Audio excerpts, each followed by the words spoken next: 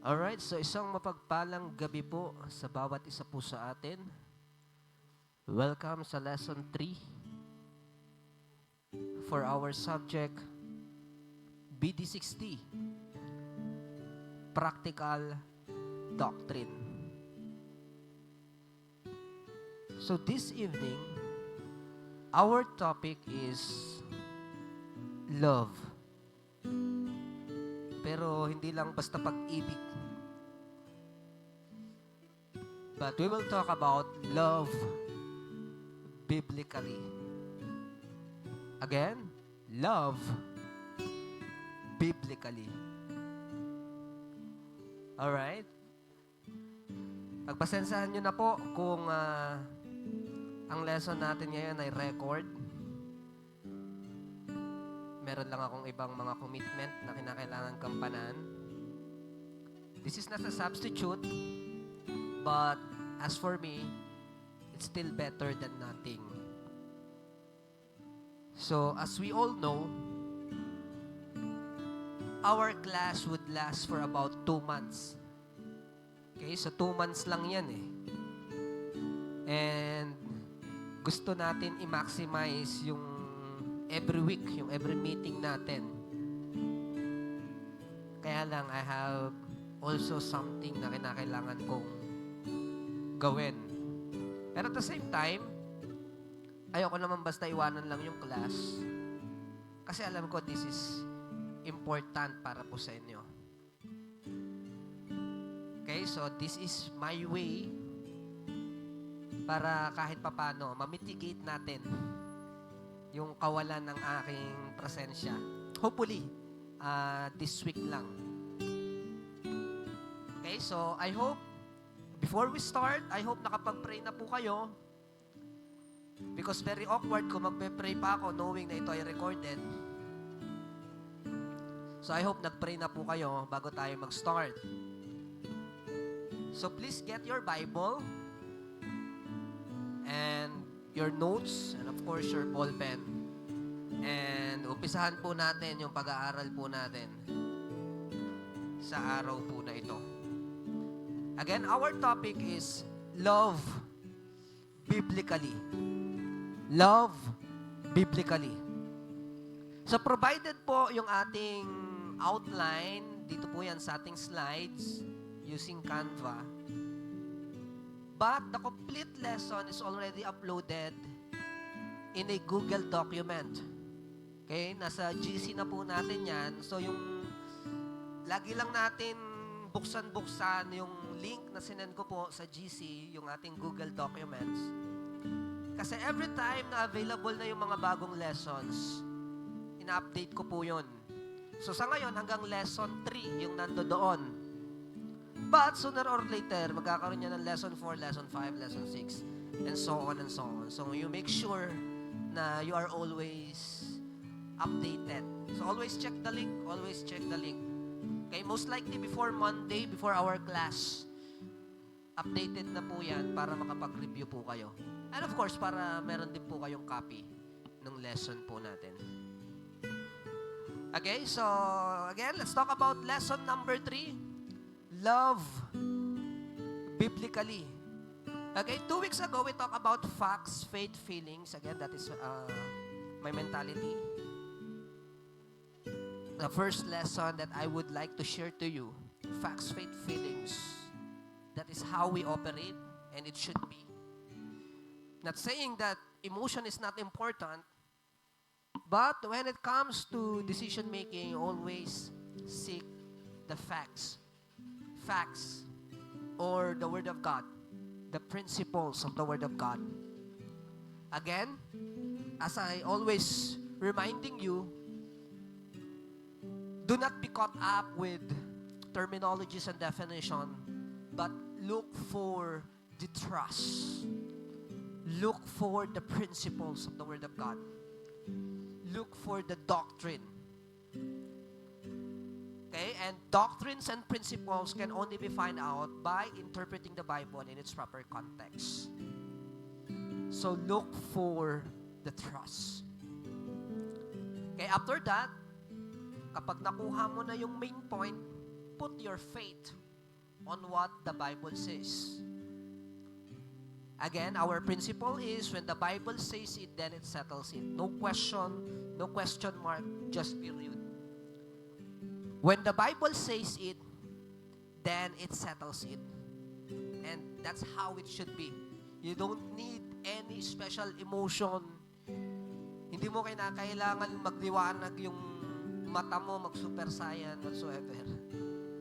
But when the Bible says it, then it settles it. That is faith. Okay? Faith cometh by hearing, and hearing by the word of God. And as you do that, as you put your faith on the facts of the Word of God, on the principles of the Word of God, it should generate right emotion. Meaning, true happiness can only be found in the will of God. And the will of God is always on the Word of God. Do not find your happiness on the things of the world. Do not find your completeness on other people or other person. Find your happiness, completeness, desire, purpose on the truth, principles of the Word of God. So that is facts, faith, feelings. That is our lesson number 1. Lesson number 2, we discuss wisdom. We define wisdom as seeing things as God sees them. Nakikita mo ang mga bagay kung paano ito nakikita ng Panginoon. Seeing things as God sees them. That's wisdom. Proverbs chapter 2, Solomon, the wisest king who ever lived in his younger days, of course. Kasi nung medyo nagkaedad na siya, nagkanta loko-loko din. But in his younger days, Solomon was the wisest king who ever lived. Okay, God asked him if he want popularity, wealth, but Solomon chooses wisdom. Wisdom, wisdom, wisdom. Wisdom is principal things. Wisdom is pleasant. Wisdom is practical. Right? And as we talk about how to get right wisdom, wisdom is always in the Word of God. Recognize the presence of God, realign yourselves through prayer, renew your mind, and by making right choices. Wisdom, wisdom, wisdom. Okay, so knowing those first 2 lessons that we talk about, lesson 1 and lesson number 2, facts, faith, feelings, wisdom, seeing things as God sees them. We will now move to our 3rd lesson, which I entitled, Love Biblically. Okay, love biblically. So if you are here, lesson number 3, at least you have already the background of facts, faith, feelings, and you know that as a Christian, our decision making should always be found in facts. And of course, wisdom, seeing things as God sees them. So, having that kind of background, I hope you have now a foundational learning or foundational mentality when we talk about love in the context of Scripture. And that is why we entitled this message or this lesson, Love Biblically. Okay? You can open your Bible on the book of 1 Corinthians chapter 13, also known as the love chapter. The word charity there is the Greek word agape, which should be best translated as the word love.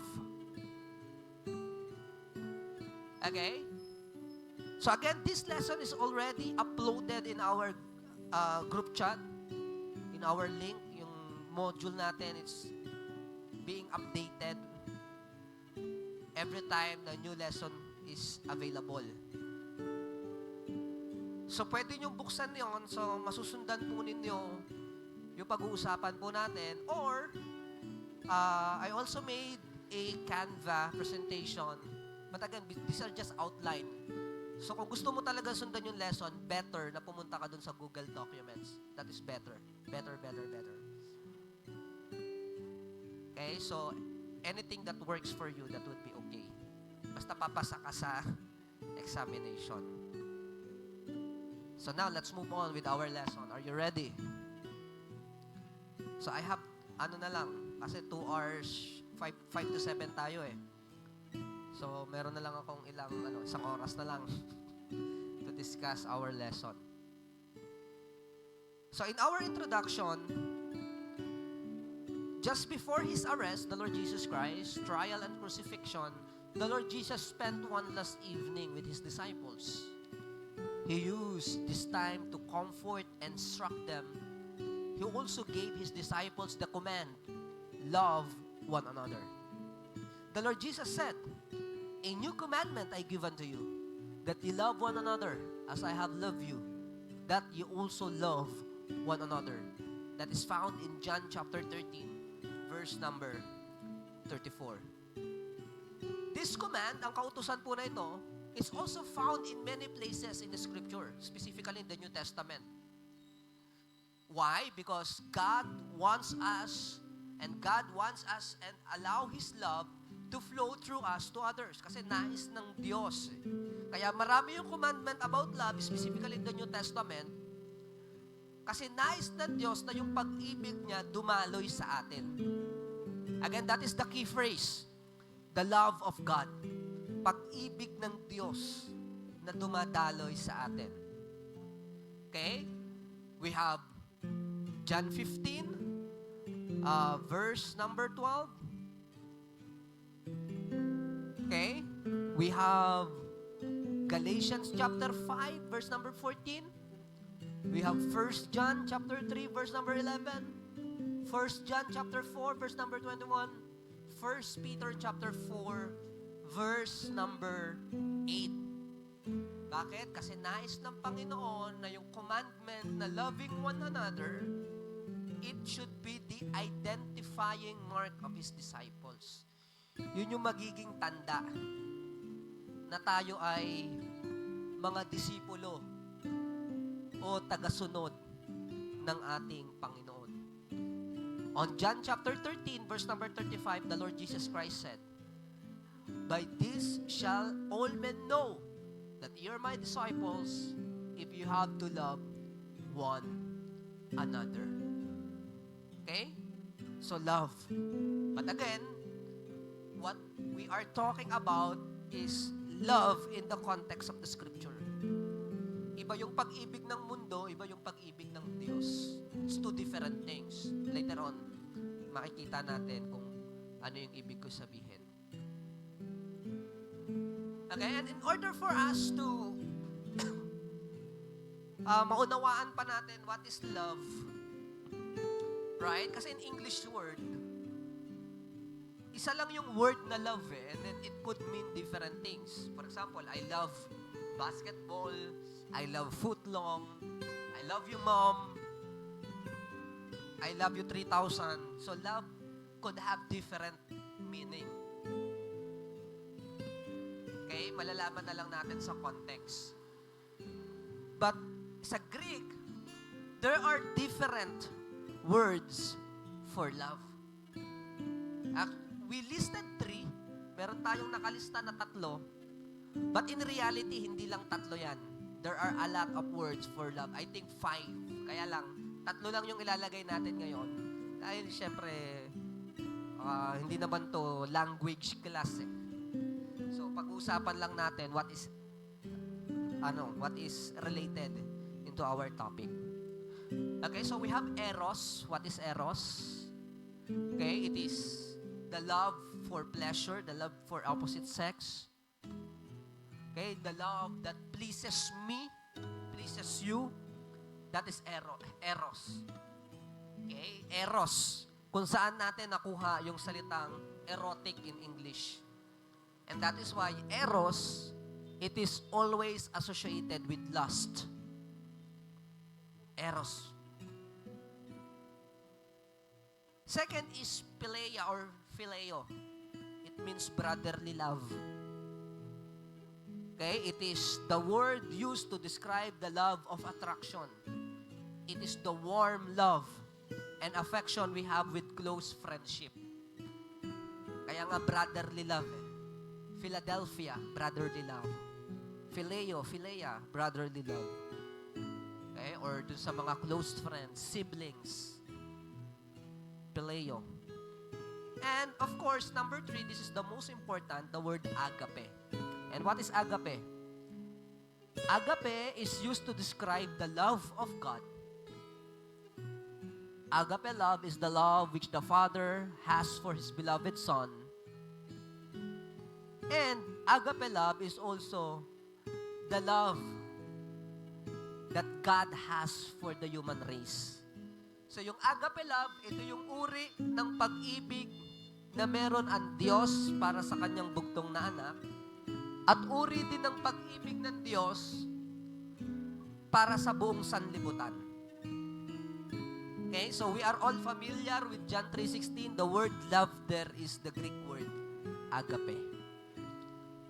And of course, agape, amazingly, agape love is also the very same love that Jesus commanded us to have for one another. So, nais din ng Panginoong Jesucristo na yung agape love ay parehong pag-ibig na iparanas o ibigay ng mga mananampalataya sa kapwa niya mananampalataya. John 15 verse number 12, this is my commandment that ye love one another as I have loved you. John 15 verse number 12. So again, the word love there is agape. So nais ng Diyos na kung paano tayo inibig ng Diyos, ay parehong pag-ibig din ang ipapamalas natin, lalo sa ating mga kapatid. Okay? What is agape love? What is agape love? Agape love is not merely a feeling. Hindi lang yan basta emotion, hindi lang yan basta hindi lang yan basta pakiramdam. It is an inward attitude revealed through outward action. It is the most clearly seen in God's giving His Son to die for us while we were yet sinner. So yung agape love, hindi lang siya basta emotion. Okay? Hindi lang siya basta pakiramdam lang. Mahirap maunawaan yung agape love kasi it is in the heart eh. But it is seen, it is clearly seen, makikita mo siya nung ibinigay ng Diyos ang kanyang bugtong na anak para mamatay para sa ating mga makasalanan. In Romans chapter 5 verse number 8, but God commended His love toward us, in that while we were yet sinners, Christ died for us. While we were yet sinners, Christ died for us. 1 John 4, verse number 10. Herein is love, not that we love God, but He loved us and sent His Son to be the propitiation for our sins. So by the way, if you want to learn more about love, if you want to learn more about love, I will recommend 3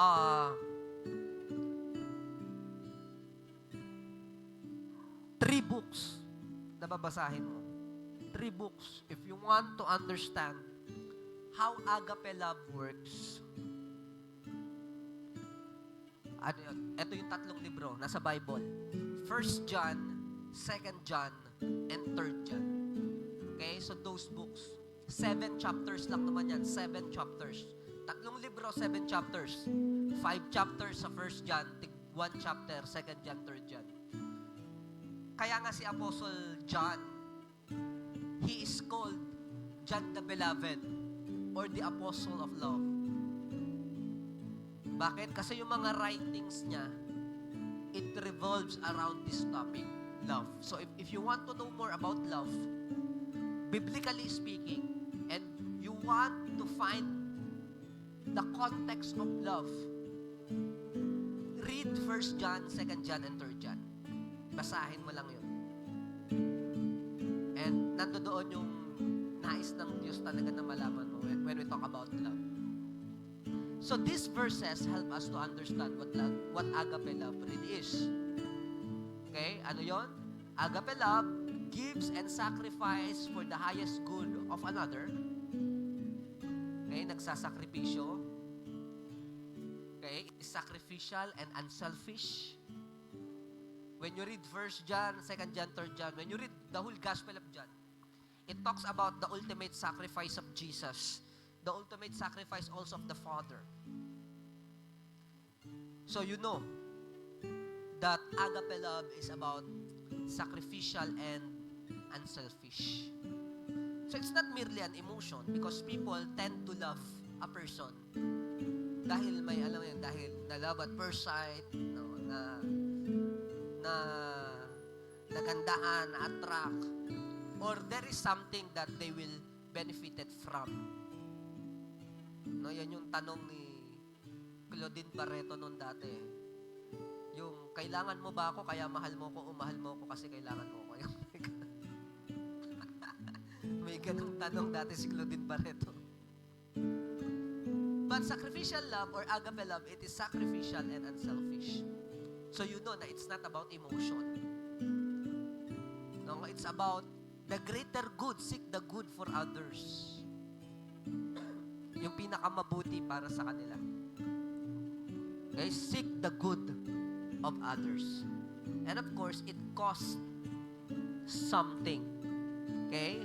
Love always seek the best interest of other people, even at personal cost. Yes, kasi nga sacrificial and then unselfish. So just try to read 1 Corinthians chapter 13. Hindi na natin babasahin. I know, alam nyo na yan. 1 Corinthians chapter 13. Just try to read it. And makikita mo yung qualities and characteristic ng love. Okay, so allow me to read a couple of verses. 1 Corinthians chapter 13, verse 4 to 7. Itong sabi. Again, the word charity in 1 Corinthians, I know, alam nyo na ito. The word charity there is the Greek word agape. It should be translated as love. Ito sabi niya, charity suffereth long and is kind. Charity envieth not. Charity vaunteth not itself, is not puffed up, that not behave itself unseemly, seeketh not her own, is not easily provoked, thinketh no evil, rejoiceth not in iniquity, but rejoiceth in the truth. Beareth all things, believeth all things, hopeth all things, endureth all things. That is love. Again, love biblically. Love biblically.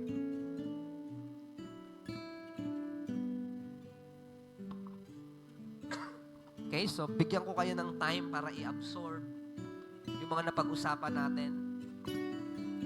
Again, we are talking about love biblically.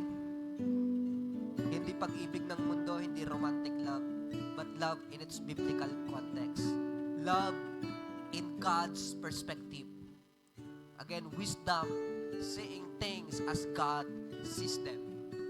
So live love biblically, seeing love as God sees love. Love biblically. Okay? It is a command. It is the identifying mark of the disciples. Ito yung magpapatunay o pagkakakilanlan na ikaw ay isang tagasunod talaga ng ating Panginoong Jesucristo. If you manifest love. There are 3 words for love in the Bible: eros, phileo or phileia, and the most important is agape. It is the greatest kind of love. It is the love of God to His beloved Son, the Lord Jesus Christ. It is the love of God for human race, and it is the love that God expected us to manifest so that people would know that we are indeed the children of God. Agape love, it is unselfish, it is sacrificial, and sometimes it costs us something. So next, let's talk about God's provision of love.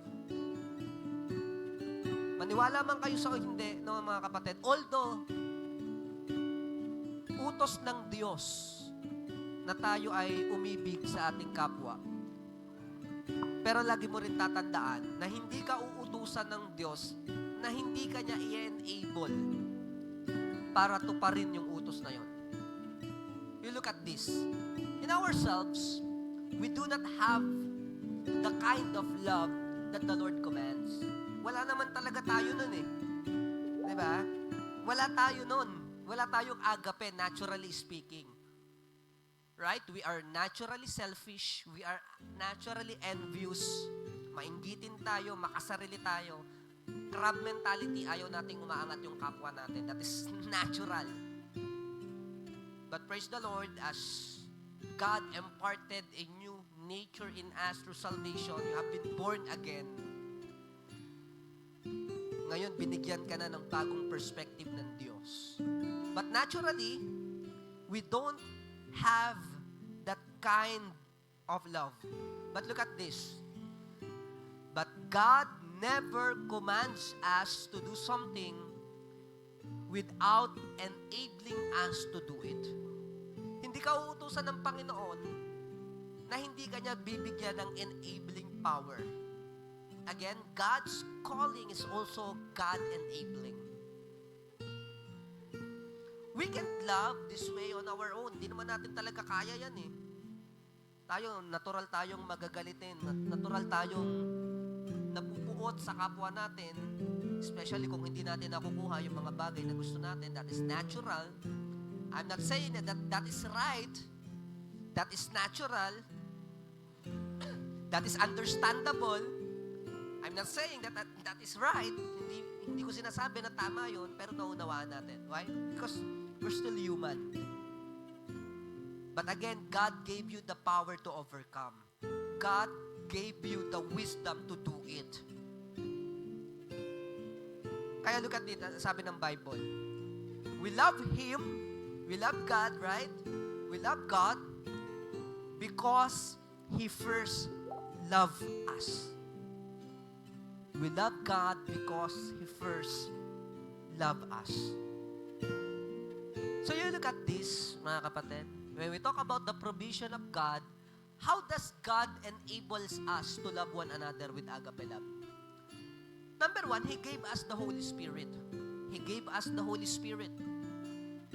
And according to Romans chapter 5, verse number 5, it is the love of God shed abroad in our hearts by the Holy Ghost, which is given unto us.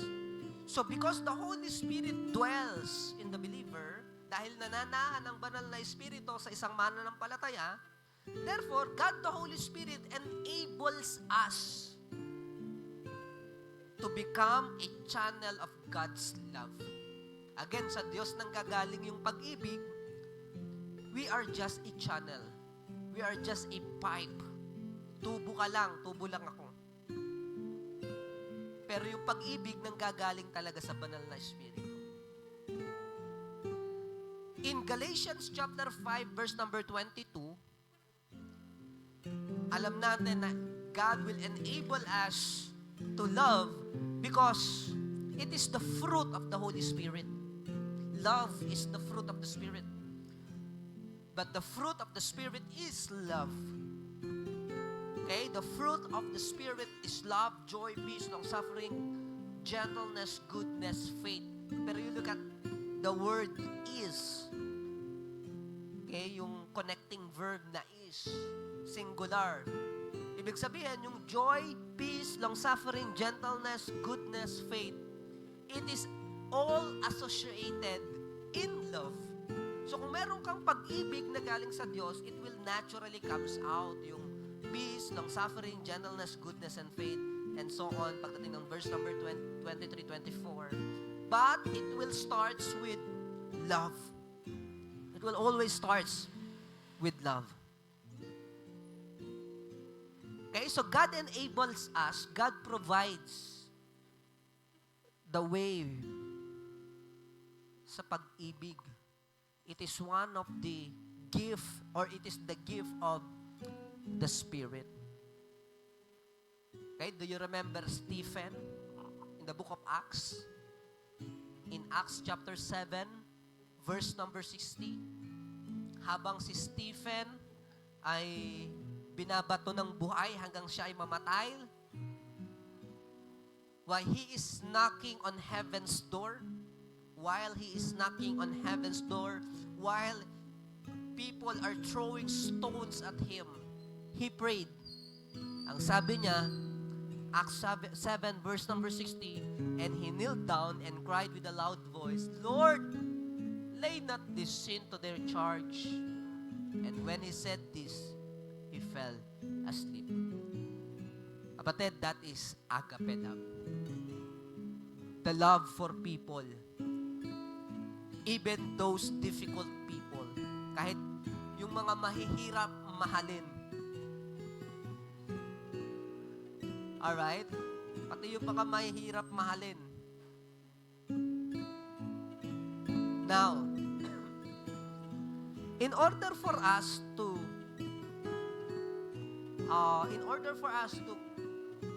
understand more about agape love, okay, punta kayo dun sa group chat natin. Nag-send ako doon ng table. No, yung worldview of love versus biblical love o yung agape love. Okay, di ko na babasahin dito kasi just check it out. Okay, so I will give you a couple of moments. I-check nyo yon, yung world's view of love and biblical love. Para at least ma-absorb pa natin kung ano yung pinag-uusapan natin. And you know, makikita nyo, and you will see that the love of God, it is different. It is higher, greater, wider. And the love as the world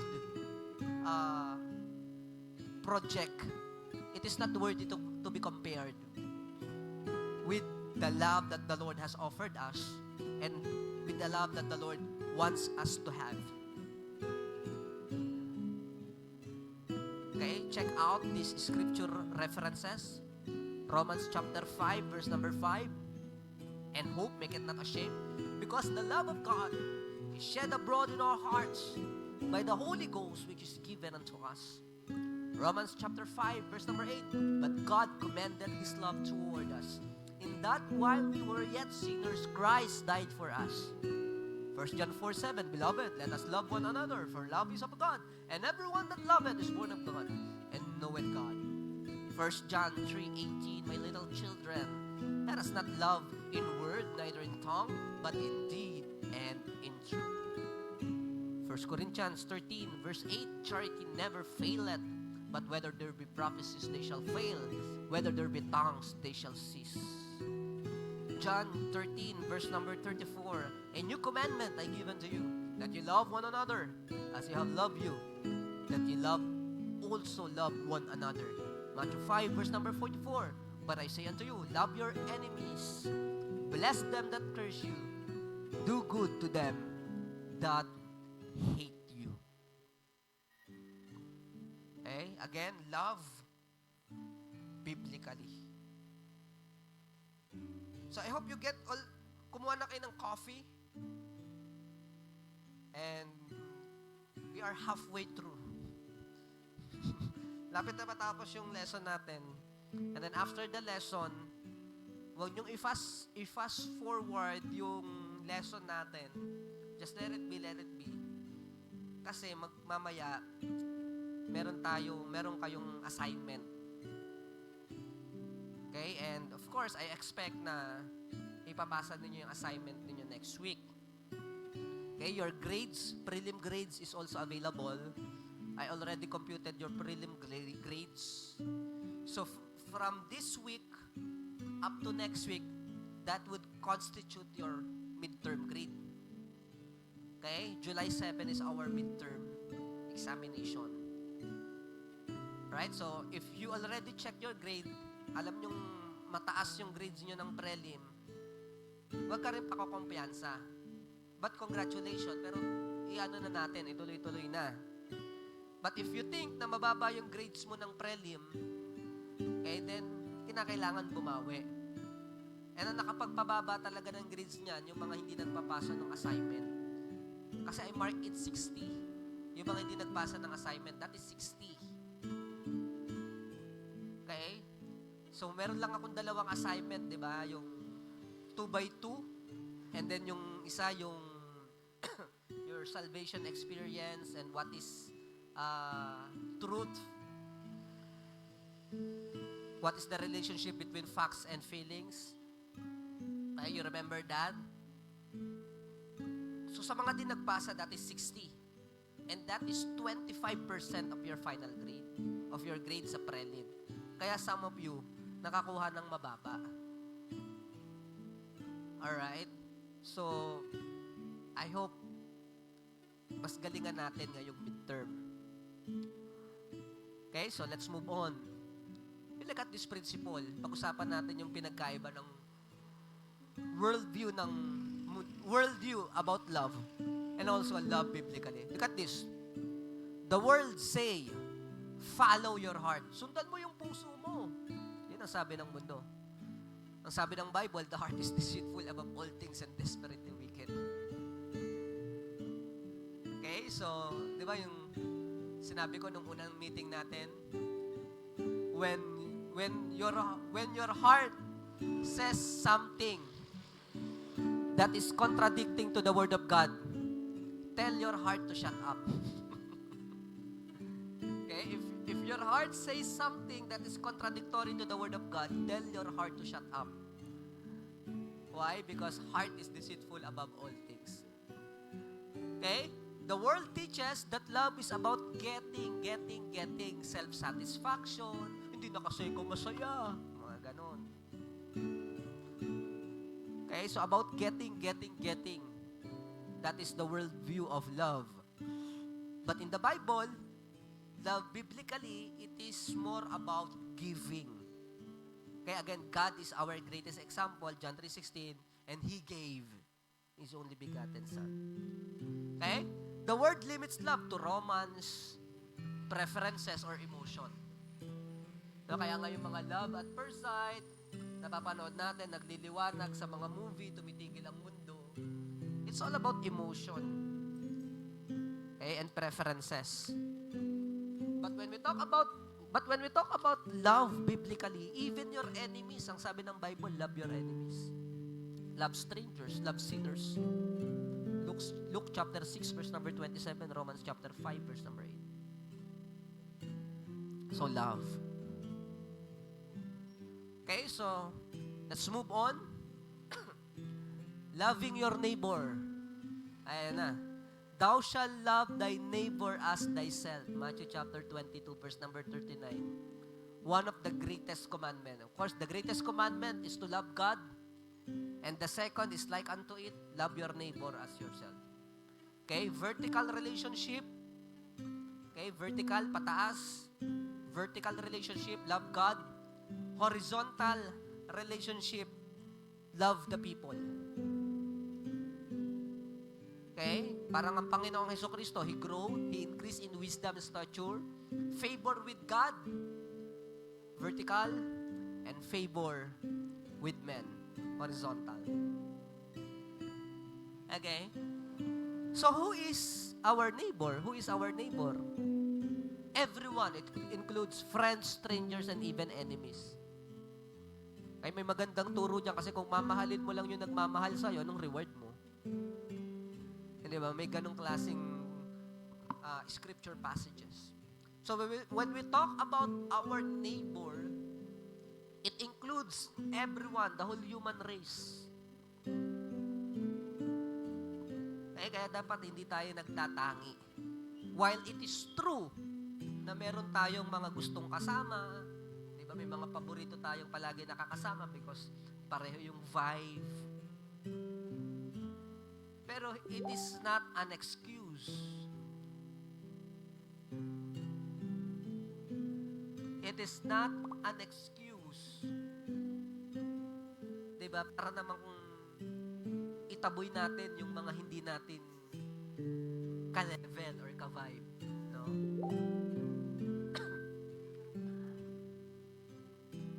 Alright? Okay, so let us love our neighbor. Who is our neighbor? Everyone. Okay? God's love is rooted in God's law. Again, kaya nga yung pag-ibig, it is a command. No, it is rooted in the Old Testament and it is being fulfilled in Christ. Kasi when you talk about the Ten Commandments, di ba, sabi nga ng Panginoon sa Kristo, it is being fulfilled into two. God, love of God, love for God, and your love for people. Okay, therefore, love is the fulfillment of the law. Okay, love in action. Kindness, kabutihan. Truth in love. Forgiveness.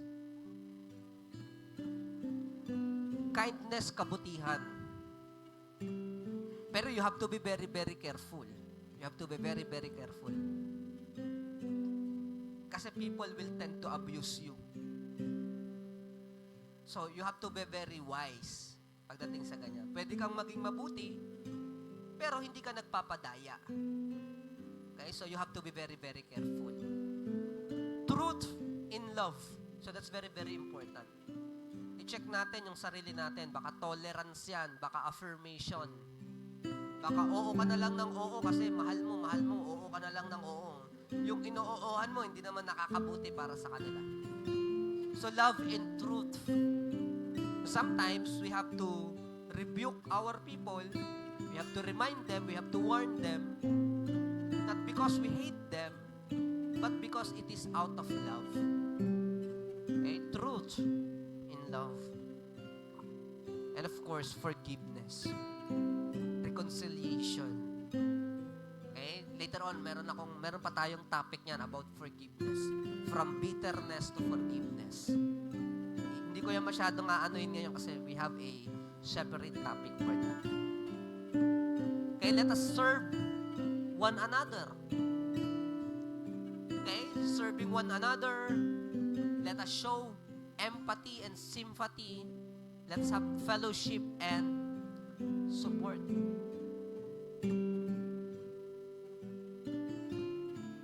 Okay?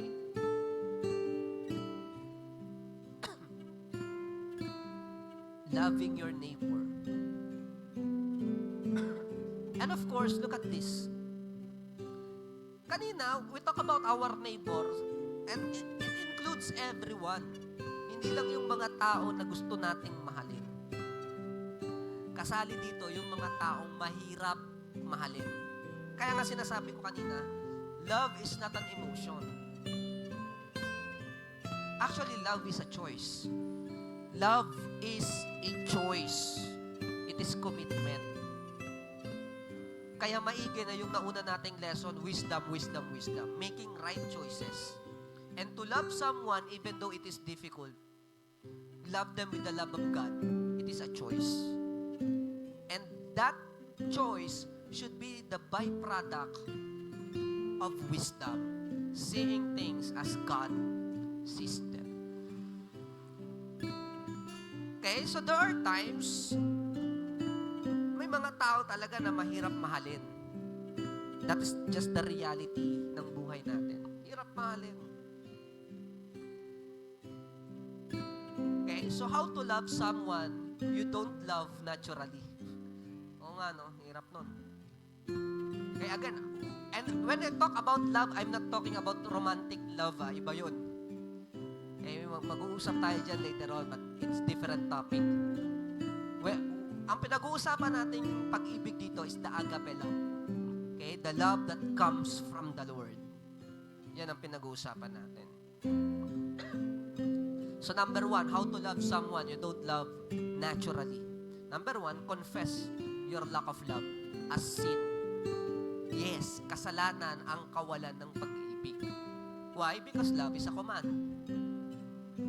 O, sa mga nanliligaw, huwag niyong gamitin na yan. Pag di mo kumanahal, nagkakasala ka sa Panginoon. Hindi ganun. Okay? Pinag-uusapan natin is the love of God that should flows in us. So confess your lack of love as sin.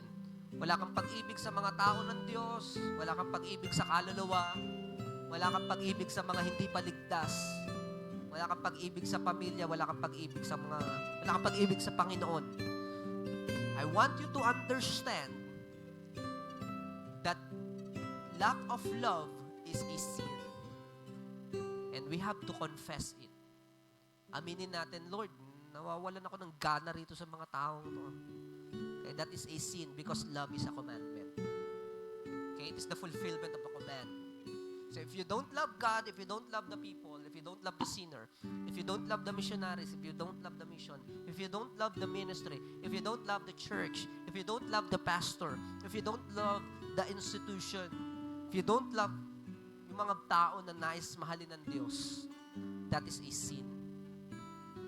And every sin should be confessed to God. Pangalawa, because lack of love is a sin. Number 2, count yourself dead to sin. As you recognize the lack of love as a sin, dapat ma-realize na natin at dapat patay na tayo sa kasalanan. Okay? Patay na tayo sa pagkakasala. You remind yourself that you are now a new creature. Everything, the old you has passed away, and behold, it become new. So count yourself dead to sin. Number 3, choose to love. Again, love is a choice.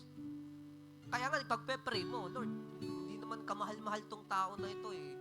Parang naiirita ako palagi sa pagmumukha niya eh. But choose to love. Okay, piliin mo, again, wisdom. It is not founded upon emotion.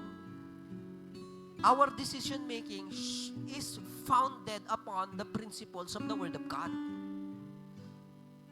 So you have a choice. You have an option. Diba? Again, principles na naituro ko last time. You cannot control circumstances. You cannot control people's reaction, people's response. But what you can control is your own reaction. What you can control is your own attitude. What you can control is your own behavior. So choose love. Okay, hindi to yung kabaklaan na kapatid. What we are trying to say is the love of God. Number 4, trust God to enable you. Trust God to enable you because definitely God will enable you. It is the fruit of the Spirit. Pray. Pray natin sa Panginoon. And as we draw close, kasi kaya walang pag-ibig, kasi karnal. Kaya walang pag-ibig. Karnal kasi. Diba? And you know that love is the fruit of the Spirit. Eh bakit walang fruit yung Spirit? Kasi the Spirit is being grieved. Right? So pray and trust God to enable you. Number 5, pray for that person. Alam ko may dahilan kung bakit mahirap mahalin yung tao na yun. So ipag-pray mo siya. Baka God is working. Hindi pa naman tapos ang Diyos dyan eh. Diba? Scaffolding pa rin niya. May mga scaffolding pa rin niya. He or she is still under construction. So pray for the person. Baka mabago yung perspective natin eh. Na nakatingin na tayo ngayon sa future. Babaguhin din yan ng Diyos. So pray, huwag mo sukuan yung tao. Baka matuto, baka mauntog. Okay? Number 6, change your perspective. Ayun nga eh. Kung may mga taong mahirap mahalin, you always put yourself into their shoes. Baka naman kasi may karanasan yung tao, bakit ganyan ang ugali niya, bakit ang sama ng ugali. Baka kasi meron siyang karanasan na hindi natin nakikita. Diba? So, try to always look for good qualities sa mga tao. I'm sure hindi naman yan palaging masama lahat eh. I'm sure. Look for a good qualities ng tao. Okay? So, change your perspective. Number 7, take action. Take action. Kung nawawala ng pag-ibig, pray mo na kaagad. Take action. Hindi ba? Take action. Gawin mo na kaagad. And number 8, plan acts of love. Bilhan mo ng regalo. Timplahan mo ng kape. Walang lason. Timplahan mo ng kape. No, pag birthday niya, paramdam mo special siya. kahit dun sa mga tao na mahirap mahalin, pag-pray mo, mag-start talaga yan sa pag-pray. Mag-start it. So these are just the practical step. How to love people or someone you don't naturally love. Again, the love na tinutukoy ko is the love of God. The love of God. 1 John 4 verse number 12. Malapit na tayo matapos. We are just wrapping up. Look at this. True love is a manifestation of God. Kaya nga, ang sabi ng 1 John 4 verse number 12, no man has seen God at any time. If we love one another, God dwelleth in us, and His love is perfected in us. So imagine a church, imagine a world, imagine a community where Christian love one another. Nagpapasensyahan, hindi ba? Lumalago ng magkakasama, hindi nag-iinggitan, hindi nagmamalakihan, nag-uunawaan, nagpapatawaran, nagpapasensyahan. So imagine a church with that kind of vibe. Imagine a Bible college with that kind of atmosphere. Okay? God is being seen. Nakikita ang Diyos sa atin if we love one another. Okay? Because love is the very nature, is the very character of God. Kikita ng mga tao, wow, iba talaga tong mga taong to. Nagtutulungan sila, may pagkakaisa sila. But, kung tayo mismo mag-aaway-away, nagbabangayan, whatever. I know there are, syempre may mga disagreement, and that is natural. Okay? But I want you to know, disagreement doesn't equal hate. Sometimes, you just disagree and respect the person. May mga ganong pagkakataon. Okay? Baka kasi hindi pantay ng paglago, hindi pantay ng perspective, hindi pantay ng mentality, hindi pantay ng spiritual growth, kaya merong pagkakagulo-gulo. But I want you to understand that disagreement doesn't equal hate. It's just disagreement. And it should be that way eh. Hindi yung pag nagtalo tayo o nagkaroon tayo ng di pagkakaunawaan, magkagalit tayo. Hindi dapat gano'n. Yung hindi pagkakaunawaan, dapat manatili lang siya na hindi pagkakaunawaan. Ganon lang yun. Simple disagreement. And that's it. Parang yung mga magkakapatid, may mga pagtatalo-talo kung sino maghuhugas ng plato, pero magkakakampi pa rin ang mga yan. Ganon. Okay? In our conclusion, again, love is not optional. Na hindi yung trip-trip lang. Love is not optional. It's a proof of genuine faith and discipleship. It's a proof. It is an evidence of genuine faith and discipleship. Christ-like love transforms relationship, churches, and communities. Yes. Kaya nga sinabi ko kanina, imagine a church. Imagine relationship, families, boyfriend, girlfriend, husband and wife, communities. Imagine that kind of relationship na merong gantong klaseng uri ng pag-ibig. Again, love biblically. I hope marami po tayong natutunan sa araw po na ito. And I hope you are also prepared for hindi na tayo mag-sit work but an assignment. Okay? Tayo mag-sit work. But assignment. Alright. Eto na. Ang pinakakaabangan. For your assignment. Okay? For your assignment.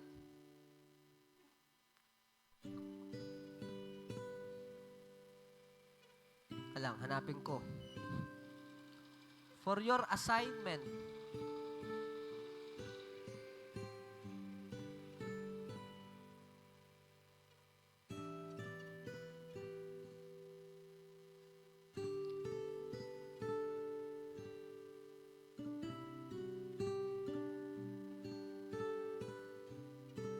wala.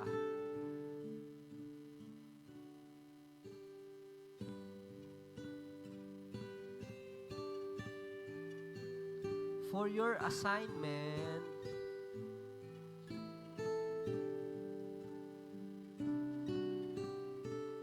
sisend ko na lang. Nawala rito. Alright, but anyway, dito na natatapos yung lesson po natin.